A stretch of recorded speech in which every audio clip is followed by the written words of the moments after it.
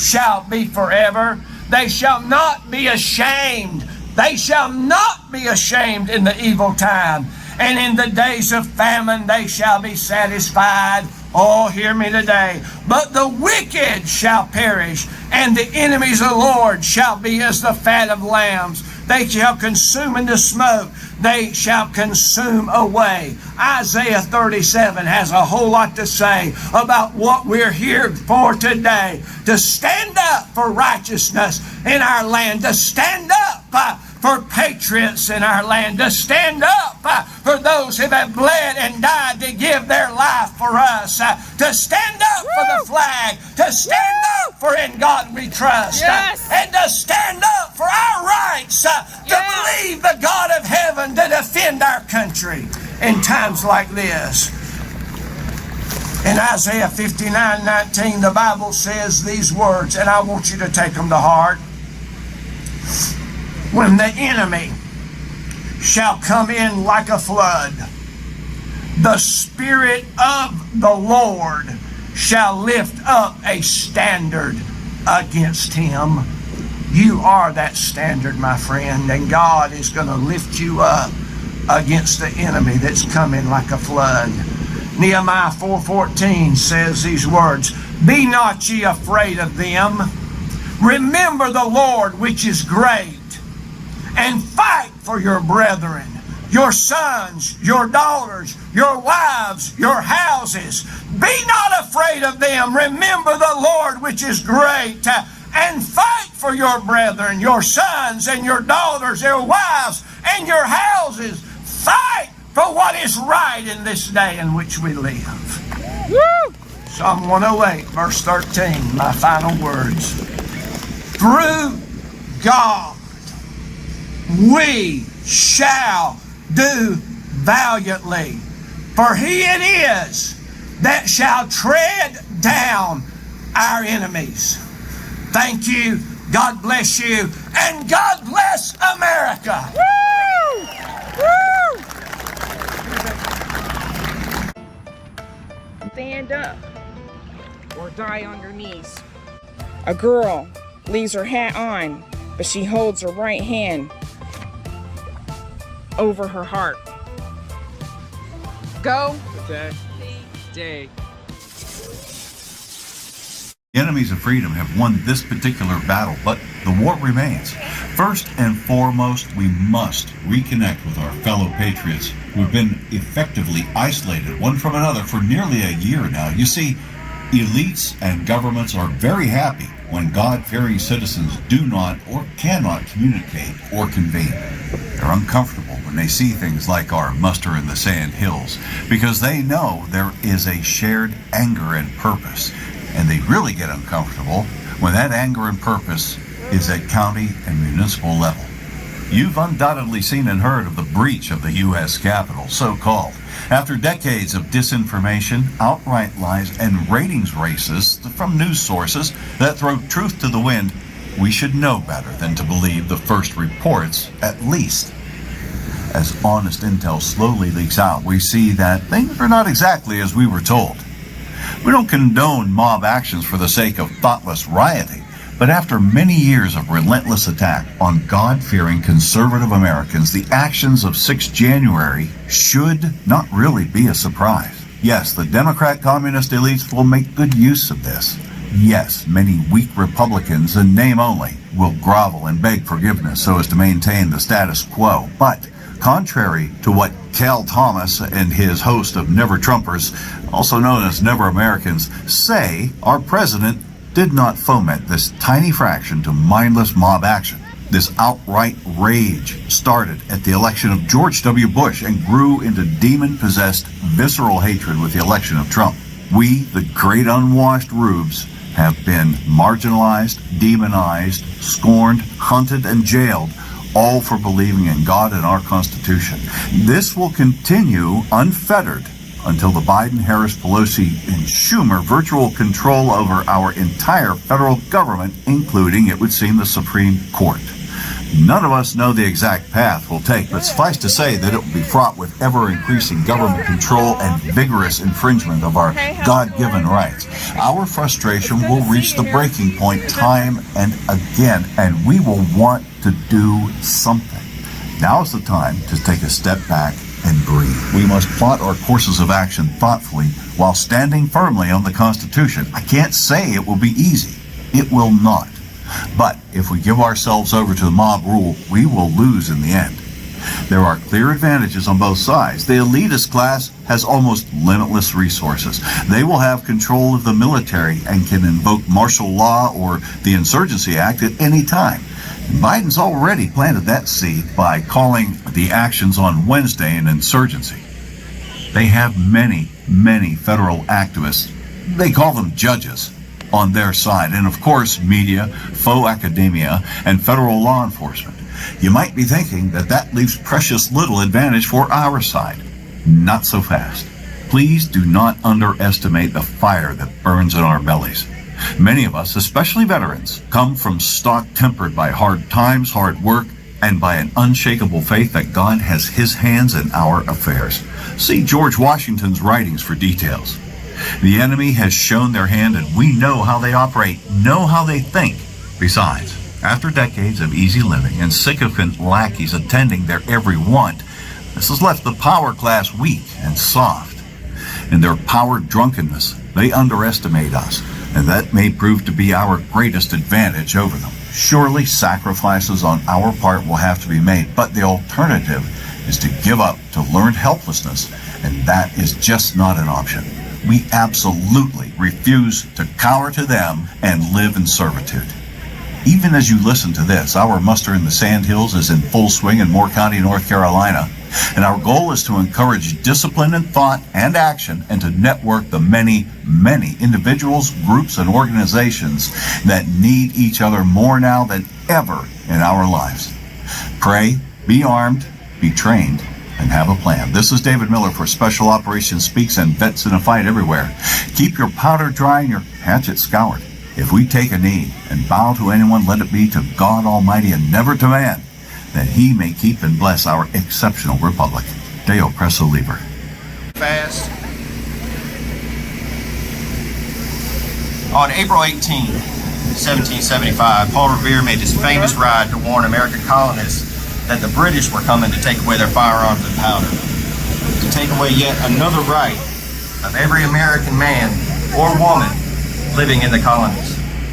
By the morning of April 19, 1775, at Lexington Green, Captain John Parker had his colonists ready to take a stand against the British troops.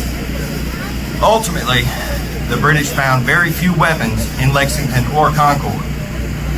But what they did find was an American resistance the whole way back to Boston, showing that they could and would stand up to the constant trampling of their rights and being taken advantage of by a tyrant overseas. This spirit has been seen over and over during our country's history. The War of 1812, Gettysburg, fields of France in World War I, Pearl Harbor, shores of Normandy, and the list goes on and on. Standing up for our rights as laid out in the Constitution has not always involved violence. Ending women's suffrage, voting rights, protests for women and African Americans, the civil rights movement, have all shown where the everyday average American, us, from all walks of life, were willing to stand up for their rights and freedom as our founding fathers intended. We will be heard. Today we face a time that may be more tumultuous than any other time in our history. We have been divided, and it continues on a daily basis. We must put aside these differences and come together and say enough is enough, because we have all been forgotten. It's time to send a message to those we elect, to those who make money off of dividing us, those silencing us, to those misleading us as if we were ants in their own personal ant farm. Every person born in this country, no matter their sex, color, religion, or preference, are Americans. And per our country's Constitution, we are all able to live free under the laws we decide on. Just a few days ago, things may have gone too far, and these entities who no longer see us as people have started to spin the stories to their own narrative to further fan the flames. Today, we ask the following of every man and every woman in this country. Be active in your communities. Take part reaching out to those in our communities, even if they are different than you. Prepare your families and friends for the worst that may yet come. Stop falling for the narratives. Push our leaders to properly represent us and stop mainstream media from working for sides. The Constitution and our freedoms do not belong to any political party. They are here for all Americans. Let's talk about this common ground in our communities and push our leaders to stop the division. We cannot make America great again without it involving all of us. So let's come together as Americans, show a united front, and take back America for all Americans. Do not give in to violence and crime to get our message across. We only hurt ourselves and take away from our message and delegitimize our cause. Do not give them anything to spin the other way. But let's be heard. Let's take action, starting with our own families and our own communities, and show that it is we the people that matter in this country. Now I'm going to leave you with one last thing from George Orwell. Quote, "The further a society drifts from the truth, the more it will hate those that speak it." Thank you very much.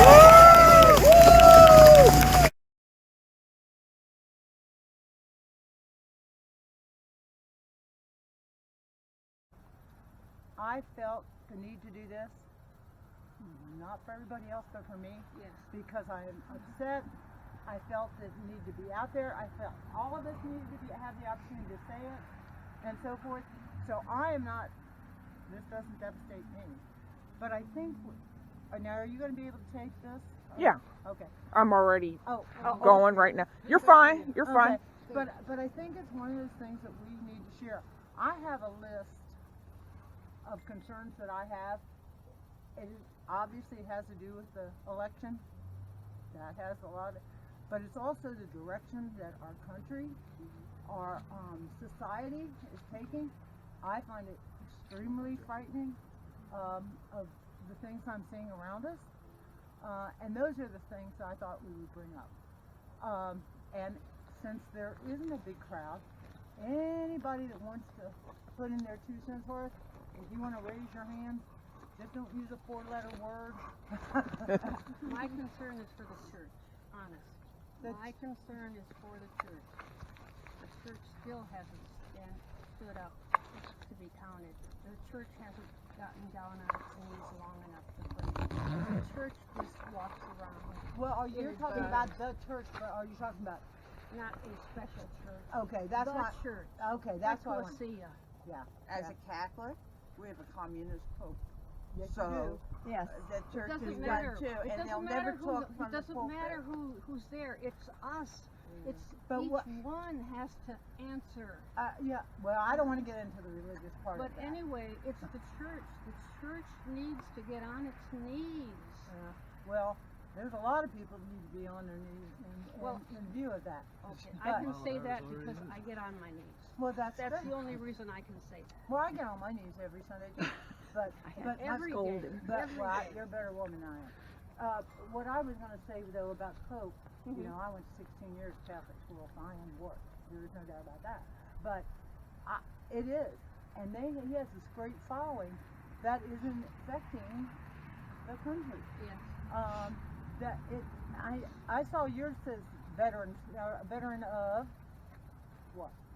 The only service. Here it comes. Yeah, he's going to say it. Can you States speak Navy. up? 'Cause I have What we say? United States Navy. Yes, yay. Oh A no. retired captain in the United Well, States Navy. you know, my car. My mother had to stop to drive my father to work. And then I did our that. next Heck, I had to generation, we do wanted that. to give our kids everything we didn't have. And I think it progressed from there. I mean, you can go, I went to Walmart right before Christmas. People were buying their kids toys You know, and I thought, Babe where's trying the to. excitement of anticipation? There's no waiting anymore. There's no give it to them now. Give them everything they want. And it's like, it's sad because this is the way it is now. And I know, you know, that.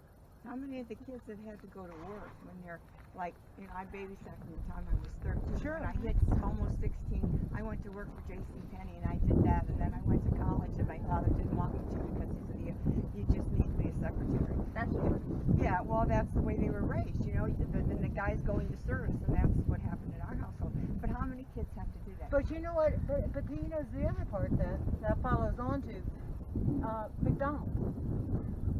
Drive it. All right. That's where you went as teenagers. Everybody in Alexandria. But I grew up. That was a Virginia. career. Well, that's my point. And that was kind of a starter, get you used to it. You're not babysitting, you know, you're out there, you have responsibilities, blah, blah, blah. I worked at the floor. Well, let me tell you, I run a non-profit right down here. I could not pay that staff, my starting staff, $15 an hour to start. And they have a heck of a lot more responsibility than somebody down at McDonald's. To me, it should be a local issue. It should not be state mandated. It should not be federally mandated what you're going to pay. Because it's just not, all things are not equal. Yeah. But that's why the kids don't work. They're turned into full-time jobs for people that have. I worked at the census for 3 months this summer. She did I me. worked 7 days a week because my. they were paying $17 an hour. Oh, yeah. I got 25 on Saturday and Sunday. I was able to. I made over $8,000. I was able to pay off my dental bill. But I can't tell you how. I mean, they sent me all over. I can't even tell you how many of these apartment complexes I went to where there were young kids sitting outside drinking beer, smoking cigarettes, and I thought, who could be making this money? I'm 77. I was going up and down stairs. I didn't care because I made the money. And I thought, they could have done this. They were looking for help. Mm-hmm. But see, that goes back. And they expect a handout. Well, And but see, without working for it. Yeah, but we turned our back and we allowed it to happen. That's my opinion. That's mine. They didn't just turn out this way. No. They turned out this way for a reason. But I think that's also the way I look at for the country. We all turned our back thinking everything was fine. We just, you know, we went on. We had a life and thought everything was fine. Everybody's honest, above board and all. And in the end, Your phone. oh God, not my new phone. Yeah. That has nothing on it because it's Verizon screwed it up. But that's how we got here. Don't you think it was like, okay, things are Well, I okay? don't think it's a mortal sin. I think that we honestly did the right thing. By We went to work every day, Right. we raised our kids, we went to church, we got involved. So we can't put that on our shoulders. What I'm telling you today is this. Our young kids are looking at us. I have 5 kids, 9 grandkids, and 9 great-grandkids. okay. They're not looking at their books. They're not looking at their friends. They're looking at their ancestors. What are you going to do about it, Grandma Barbara? I agree We're with you. stupid. So, No, I agree. I'm going to do plenty about it. And I begin it with prayer. Yeah. Well, I agree with you. And believe me, Barbara, I do believe in prayer. But I also think the good Lord gives us enough smarts, and He is giving us enough courage to do something about it. That is Yes. how He is helping us on a daily basis. He's opening our eyes and giving us ways to get in I there. just wish I knew what to do. I don't know. What do we do? We're standing here, but Yeah. what Oh, do he we was going do? to take it. You Oh know, no, that's the speak sheriff. out. I called him. I told them that we were doing this just because I Yeah, didn't he came know. here for crowd control. Yes, he did. Yeah. Well, you know, Well, you girls better behave yourselves. Yeah. Well, I Pauline asked put Frank, it I out said, too. "You Yeah. put it out to the whole group." They said, no, Yeah. I think it's apathy, but I had posted it on Facebook. I have a lot of military friends and so forth, and it was political, and I was upfront about it, what I was pledged with. And they said, can we just have a holiday, a Christmas? And I started thinking about it. I understood where they were coming from, so I said, here's what I will do. Anything that I post that's political, at the very top, in caps, it says political. And you can You can scroll past. But to me, just was because important. it is Christmas does not mean everything is going to go away and you don't pay attention. Well, they've made Christmas political anyways. Oh, I know. So, Well, they have. I know. and it'll be gone. Socialism starts. There ain't going to be a present. There isn't going to be honoring Christ Right. or, Right. you know. You know, you paid for it. Spoiled little brat. Well, we it's did a- lose one, so. Yeah. Which goes to prove that if you earn it and you pay for it yourself, you appreciate it more. Well, don't you think that happens with everything?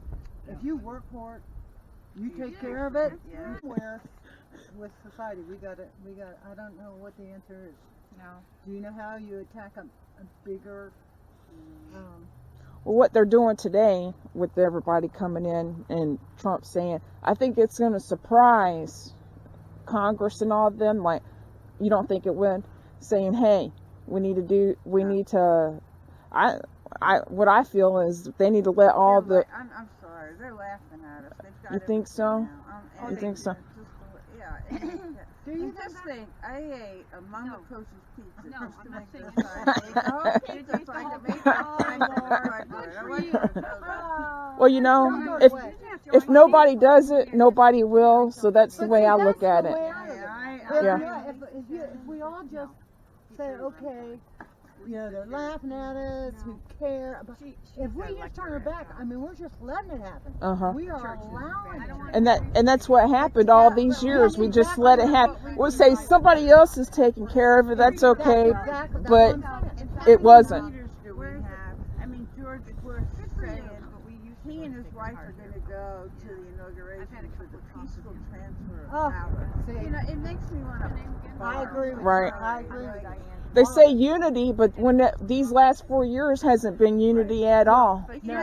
And I'm going to do what I'm going to. If Trump doesn't get in, I'm going to do what they did to him Well, that's constantly. But you know what? Because I was going to delete Facebook, but I'm going to keep on doing it. That is what got me about the unity. Well, I was going to, but That's what started this.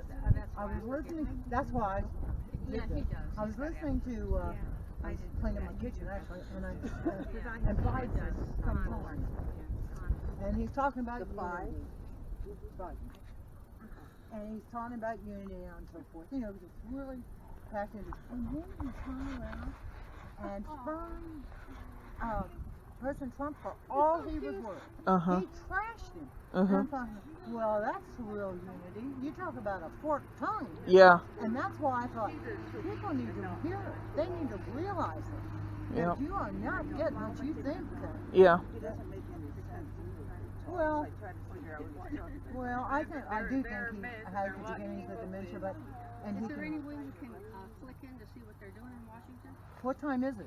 It's almost 10, I think. They come at 11, don't they? Who's that? President Trump.